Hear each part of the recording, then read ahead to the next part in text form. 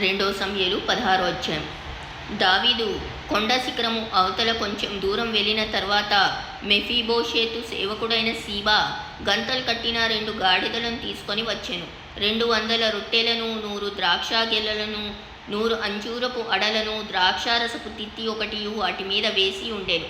రాజు, ఇవి ఎందుకు తెచ్చితివని సీబాను అడుగగా, సీబా, గాడిదలు రాజు ఇంటివారు ఎక్కుటకును, రొట్టెలను, అంజూరపు అడలను పనివారు తినుటకును, ద్రాక్షారసము అరణ్యమందు అలసట నొందిన వారు త్రాగుటకును తెచ్చితిననగా, రాజు, నీ యజమానుని కుమారుడు ఎక్కడ ఉన్నాడని అడిగాను.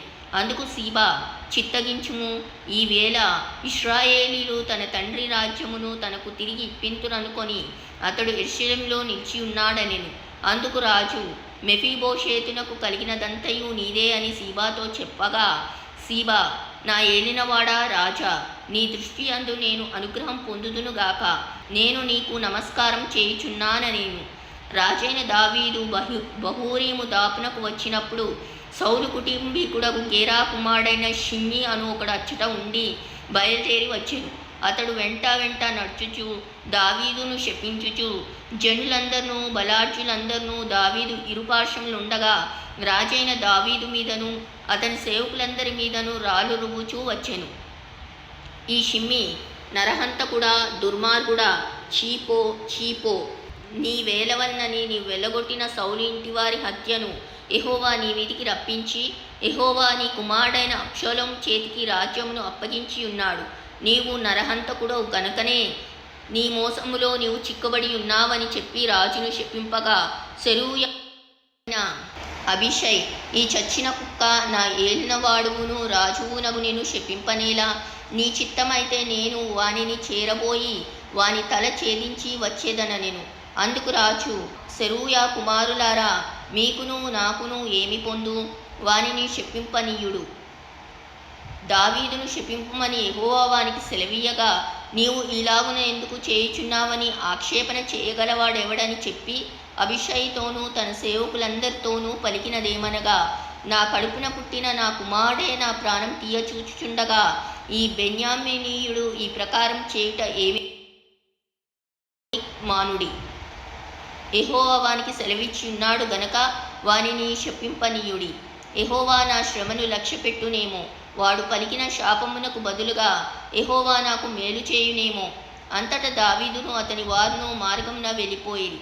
వారు వెళ్ళిపోచుండగా షిమ్మీ అతనికి ఎదురుగా కొండ ప్రక్కను పోచు అతని మీదికి రాళ్ళు విసురుచు ధూళి ఎగరగొట్టుచుండెను. రాజును అతనితో కూడా నున్న జనులందరినూ బడలిన వారై ఒకానొక చోటికి వచ్చి అలసట తీర్చుకొనిరి. అబ్షాలోమును ఇశ్రాయేలు వారందరూ అహీతోపెలును యెరూషలేమునకు వచ్చి ఉండిరి.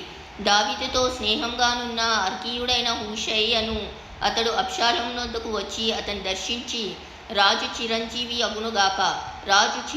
అగునుగాక అని పలకగా, అబ్షాలోము, నీ స్నేహితునికి నీవు చేయి ఉపకారం ఇంతేనా?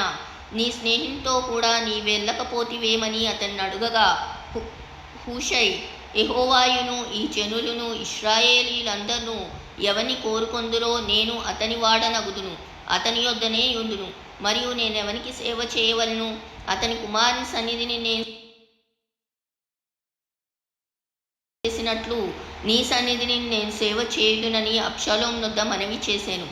అబ్షాలోము అహీతోపెలుతో, మనం చేయవలసిన పని ఏదో తెలుసుకొనుటకై ఆలోచన చేతుం రమ్ము అనగా, అహీతోపెలు, నీ తండ్రి చేత ఇంటికి కావలి ఉంచబడిన ఉపపత్నుల యొద్దకు నీవు పోయిన ఎడల నీవు నీ తండ్రికి అసహ్యుడవైతివని ఇశ్రాయేలీలందరూ తెలుసుకొందురు.